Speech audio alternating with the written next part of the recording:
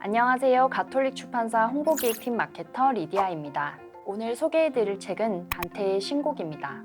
단테의 신곡은 인간의 상상력으로 빚어낸 최고의 걸작이자 인류 문학사의 가장 위대한 작품으로 꼽히는데요. 특히 최근에는 반 클라이번 국제 피아노 콩쿠르 대회 최연소 우승자인 임윤찬 피아니스트가 가장 몰입해서 외우다시피 읽은 책으로 언급해 다시 한번 화제가 되기도 했습니다. 사실 단테의 신곡은 반드시 읽어야 할 고전으로 자주 언급되어 우리에게는 잘 알려진 작품임에도 불구하고 워낙 대작이라 독서를 시작하기 어려운 분들이 계신 듯합니다. 그래서 오늘 10분 북리뷰에서는 단테의 신곡을 더욱 풍부하게 읽을 수 있도록 핵심 내용을 알려드리고자 합니다. 단테의 신곡은 이탈리아 시인 단테가 무려 18년에 걸쳐 완성한 장편 서사시로 단테가 사후세계인 지옥, 연옥, 천국을 여행하는 이야기를 담고 있습니다. 책 속에는 역사 속 실존 인물들뿐 아니라 성경 속 인물들까지 등장해 선과 악, 죄와 벌, 정치와 종교, 문학과 철학 등 다양한 주제와 관련된 인간 군상들을 보여줍니다.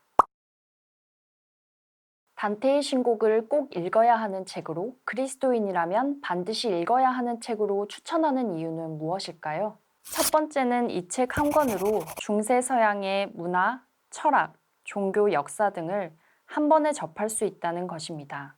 단테는 죽음 이후의 세계를 다루기 위해 자신의 상상력으로 지옥, 연옥, 천국을 그려냈고, 이 거대한 세계관 속에 중세 서양의 모든 것을 총망라해 풀어냈습니다. 이러한 점 때문에 단테의 신곡은 인문학적 상상력의 정점에 다다른 작품이라고 여겨지며 독일의 철학자 괴테는 인간의 손으로 만들어낸 최고의 걸작이라고 평하기도 했습니다. 두 번째는 그리스도교 신앙의 정수를 느낄 수 있는 작품이기 때문입니다. 단테는 이 작품에서 창세기부터 요한묵시록까지 성경의 내용을 압축해 담았습니다.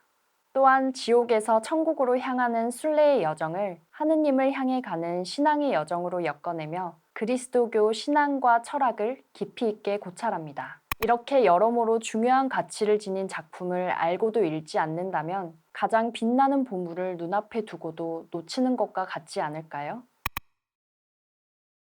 단테의 신곡은 그리스도교 신앙을 바탕으로 하고 있기 때문에 관련된 배경 지식이 없다면 아무리 능력이 좋은 번역가라 할지라도 쉽게 손댈 수 없는 작품입니다. 가톨릭 출판사에서 출간된 단테의 신곡은 고 최민순 신부님의 번역을 원문으로 하고 있습니다. 신학생 시절부터 글재주가 뛰어났던 최민순 신부님은 시집 님, 밤, 수필집 생명의 곡, 유고집 영원의 길 등 여러 시와 수필을 발표하셨습니다.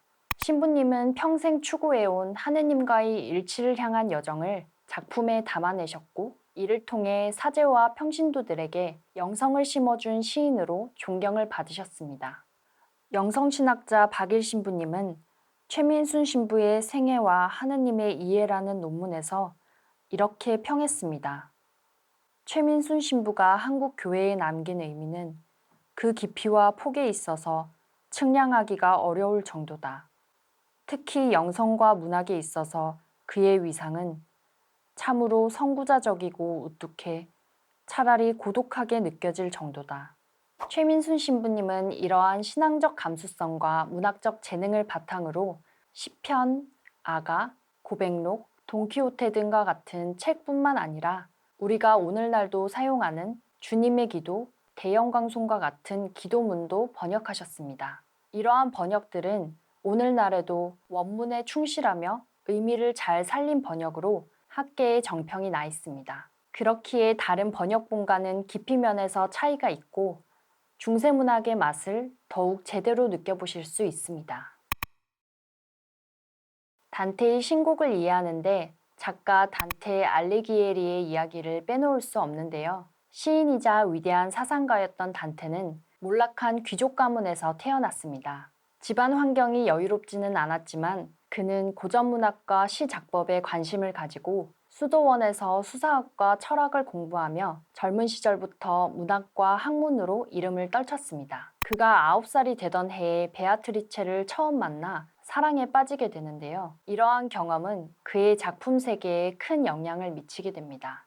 그 후 베아트리체가 요절하자 큰 충격을 받은 그는 독서에 몰입하게 됩니다. 이때 아리스토텔레스, 토마스 아퀴나스의 저서를 접하며 그는 마음의 안정을 찾게 되고 이때 신곡의 기본 틀을 구상하게 됩니다. 그는 정계의 진출에 중요한 위치를 차지하게 되었으나 당파 싸움에서 패배해 망명생활을 하게 되었고 결국 고향 피렌체로 돌아오지 못한 채 사망하게 됩니다. 신곡 외에도 향연과 재정론 등이 알려진 주요 작품입니다. 미국의 한 문학평론가는 단테의 신곡을 시로 표현된 단테의 자서전이라고 말하기도 했습니다. 그만큼 작품 속에 당시 역사와 그가 처한 현실이 많이 반영되었기 때문인데요. 어떤 점들이 담겨 있는지 지금부터 본격적으로 내용을 살펴보겠습니다.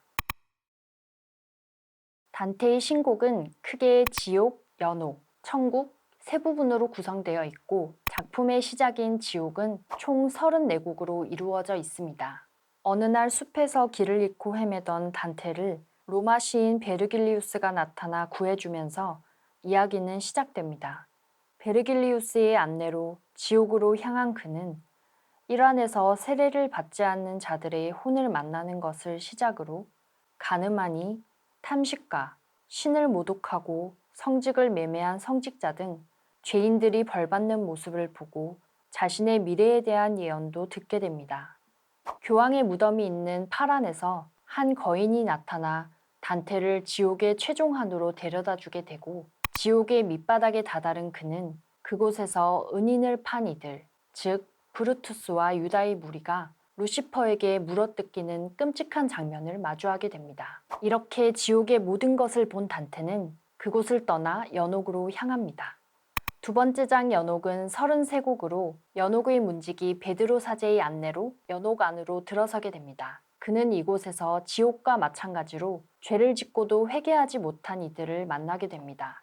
그들은 단테에게 자신을 위해 기도해달라고 청하는데 이 중에는 실제 단테의 정적인 인물도 등장합니다. 계속해서 나아가던 중 그는 드디어 베아트리체를 만나게 됩니다. 베아트리체는 단테의 허물을 꾸짖고 한편으로는 자신의 사랑도 드러내며 여러 가지 예언을 들려줍니다. 단테는 이에 자신의 죄를 고백하고 용서를 청합니다. 베아트리체와 함께 마침내 에우노의 강에 도착한 단테는 물을 마시고 몸이 정화되어 마지막 장소인 천국으로 향하게 됩니다.